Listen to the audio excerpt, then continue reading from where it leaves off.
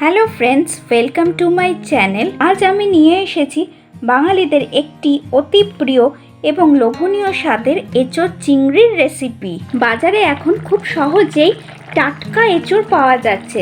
গরমকালে এই এঁচোড় যদি পেঁয়াজ, রসুন ও চিংড়ি মাছ দিয়ে করা যায় তবে তার স্বাদ হয়ে ওঠে অতুলনীয়। গ্রীষ্মের দুপুরে এই এঁচোড় চিংড়ির রেসিপিটি গরম ভাতের সাথে জমে যায়। অনুষ্ঠান বাড়ির মতো কি করে এই রেসিপিটি বাড়িতে বানিয়ে নেওয়া যায় তা আজকে আমি আপনাদের সঙ্গে শেয়ার করব। পুরো ভিডিওটি স্কিপ না করে দেখার জন্য আপনাদের কাছে আমার অনুরোধ রইল। আর পুরো রেসিপিটি দেখে যদি আপনাদের ভালো লাগে তাহলে লাইক ও কমেন্ট করবেন, আর চ্যানেলটিকে সাবস্ক্রাইব করে নেওয়ারও অনুরোধ রইল।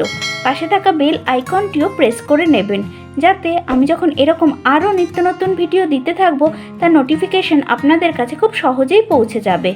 তাহলে চলুন দেখে নিই আজকের এই এঁচোড় চিংড়ির রেসিপিটি। প্রথমে এরকম সাইজের একটি এঁচোড় নিয়েছি। এটা আমাদের বাড়ির গাছের এঁচোড়। সেই এঁচোড়টাকে আমি খোসা ছাড়িয়ে ভালো করে ধুয়ে এরকম ছোট ছোট করে কেটে রেখেছি। দেখুন এরকম সাইজের কেটে নিয়েছি। এঁচোড়ে অনেক আঠা থাকে বলে কাটার সময় হাতে সর্ষের তেল লাগিয়ে নেবেন। আর এঁচোড় কাটার পরে যাতে কালো না হয়ে যায় তাই জন্য আমি এখানে জলে চুবিয়ে রেখেছি। এই জলে আমি অল্প একটু নুন, হলুদ গুঁড়ো আর সর্ষের তেল দিয়ে রেখেছি। এখানে আমি 4টে ছোট আলু নিয়েছি। তারপর সেই আলুগুলোর খোসা ছাড়িয়ে 4 টুকরো করে কেটে ভালো করে ধুয়ে জলের মধ্যে চুবিয়ে রেখেছি যাতে কালো না হয়ে যায়। এবার একটি কড়াই হিটে বসিয়ে তাতে পরিমাণ মতো জল, 1/2 চামচ হলুদ গুঁড়ো, 1/2 চামচ নুন দিয়ে জলটাকে ভালো করে গরম হতে দেব। জলটা ভালো করে গরম হয়ে গেছে। এবার আমি এঁচোড়গুলো জল থেকে তুলে নিয়ে গরম জলে দিয়ে দিলাম। এবার ঢেকে দিয়ে মিডিয়াম ফ্লেমে কিছুক্ষণের জন্য আমি এঁচোড়টাকে সেদ্ধ হতে দেব।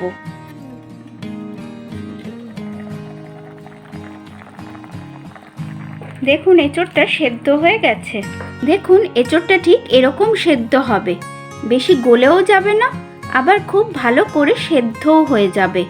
এই অবস্থায় এঁচোড়টাকে আমি নামিয়ে নেব। এরপর সেদ্ধ এঁচোড়টাকে আমি জল থেকে তুলে রেখেছি। এখানে আমি 250 গ্রামের মতো ছোট চিংড়ি মাছ নিয়েছি, যেগুলোর খোসা ছাড়িয়ে ভালো করে ধুয়ে রেখেছি। এরপর এতে পরিমাণ মতো নুন আর পরিমাণ মতো হলুদ গুঁড়ো দিয়ে ভালো করে মাখিয়ে নিতে হবে। চিংড়ি মাছটা আমার ভালো করে নুন আর হলুদ দিয়ে মাখানো হয়ে গেছে। এরপর আবার একটি কড়াই হিটে বসিয়ে এতে 4 বড় চামচ তেল দিলাম। এখানে আমি সর্ষের তেল ব্যবহার করছি। তেলটা ভালো করে গরম হলে এরপর কেটে রাখা আলুর টুকরোগুলো তেলে দিয়ে দিলাম। অল্প নুন আর সামান্য হলুদ দিয়ে হালকা করে আলুগুলো ভেজে নেব। এই অবস্থায় গ্যাসের ফ্লেমটা মিডিয়ামে থাকবে। আলুগুলো ভালো করে ভাজা হয়ে গেছে। এবার ভাজা আলুগুলো আমি তেল থেকে তুলে নেব।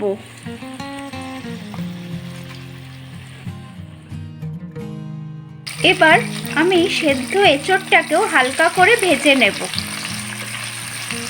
এই অবস্থাতেও গ্যাসের ফ্লেমটা মিডিয়ামেই থাকবে। এঁচোড়টা খুব হালকা করে ভেজে নেব।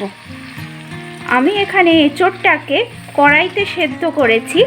আপনারা চাইলে প্রেসারে একটা সিটি দিয়েও সেদ্ধ করে নিতে পারেন। এঁচোড়টা কিন্তু বেশি গলে যাবে না, আবার খুব ভালো করেও সেদ্ধ হবে। এই অবস্থায় কিন্তু এঁচোড়টা নামাতে হবে।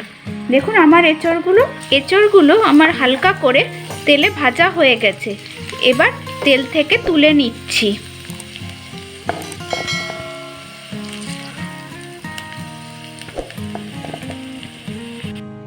এরপর কড়াইতে আরও 1 বড় চামচ মতো তেল দিয়ে নিলাম। আবার তেলটা গরম হলে এতে আমি নুন হলুদ দিয়ে মাখিয়ে রাখা চিংড়ি মাছগুলো দিয়ে খুব হালকা করে ভেজে নেব। চিংড়ি মাছ কিন্তু বেশি ভাজলে শক্ত হয়ে যায়, তাই জন্য আমি খুব সামান্যই ভেজে নেব। ফ্লেমটা কিন্তু লো করে ভাজছি। প্রায় 2-3 মিনিটের মতো লো ফ্লেমে আমি চিংড়ি মাছটাকে ভেজে নেব। চিংড়ি মাছগুলো খুব হালকা করে ভাজা হয়ে গেছে। এবার এগুলো আমি তেল থেকে তুলে নিচ্ছি।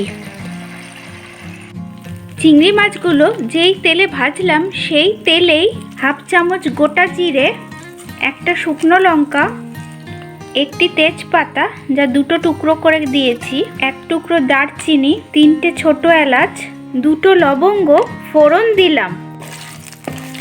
মিডিয়াম ফ্লেমে 15 সেকেন্ডের জন্য ভেজে নেব।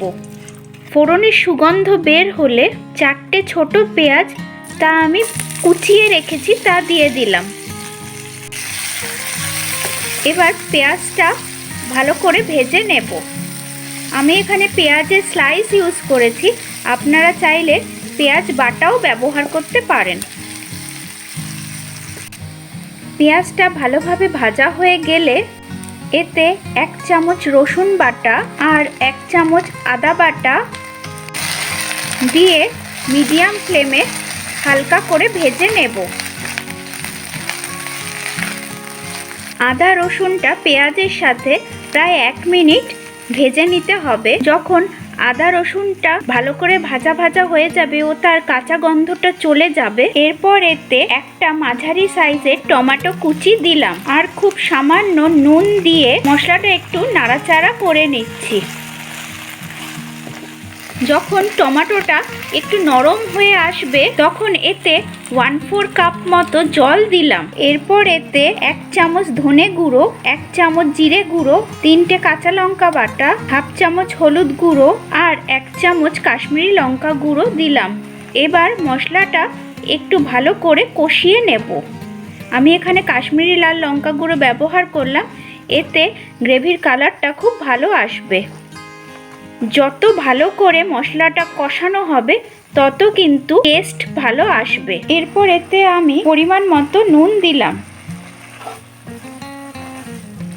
লো টু মিডিয়াম ফ্লেমে মশলাটা কিন্তু ভালো করে কষিয়ে নিতে হবে। এই রান্নাটার স্বাদ কিন্তু কষানোর ওপরেই নির্ভর করছে।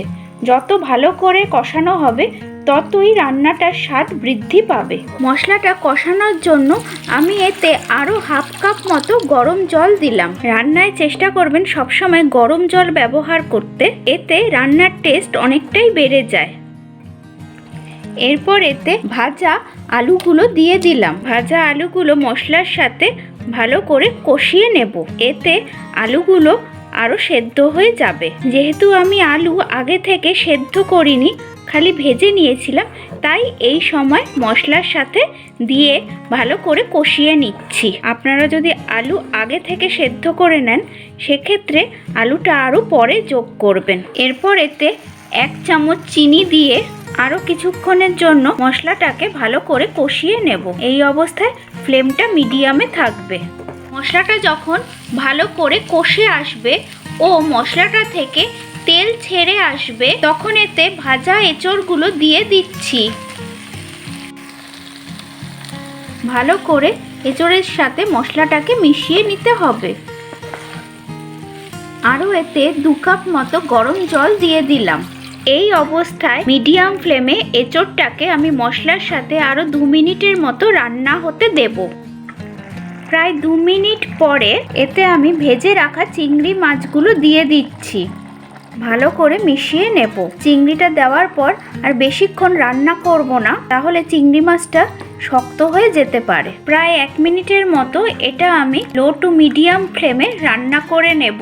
আমি এতে আরও 1 কাপ মতো গরম জল দিয়ে নিলাম। আপনারা যে যেরকম গ্রেভি চান সেই অনুযায়ী জলটা মেশাবেন। একদম শেষে 3টে কাঁচা লঙ্কা, 1 চামচ গরম মশলা বাটা আর 1 বড় চামচ ঘি দিলাম। সবটা খুব ভালো করে মিশিয়ে নেব। এখানে আমি গরম মশলা বাটা ইউজ করেছি, আপনারা চাইলে গরম মশলা গুঁড়োও ব্যবহার করতে পারেন। তবে গরম মশলা বাটা দিলে এর টেস্টটা অনেক বেশি ভালো হয়। এই অবস্থায় নুন মিষ্টিটা আপনারা একবার চেক করে নেবেন। এঁচড় চিংড়ি আমার তৈরি হয়ে গেছে। এবার এটা আমি নামিয়ে পরিবেশন করে দেখাচ্ছি। আমি এই এঁচোড় চিংড়িটি পরিবেশন করে দিয়েছি। রেসিপিটি যদি আপনাদের ভালো লাগে তাহলে লাইক ও কমেন্ট করবেন।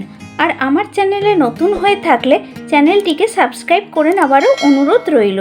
পাশে থাকা বেল আইকনটিও প্রেস করে নেবেন, যাতে আমি যখন এরকম আরও নিত্য নতুন ভিডিও দিতে থাকবো তার নোটিফিকেশন আপনাদের কাছে খুব সহজেই পৌঁছে যাবে। তাহলে আসি আজকে, টাটা।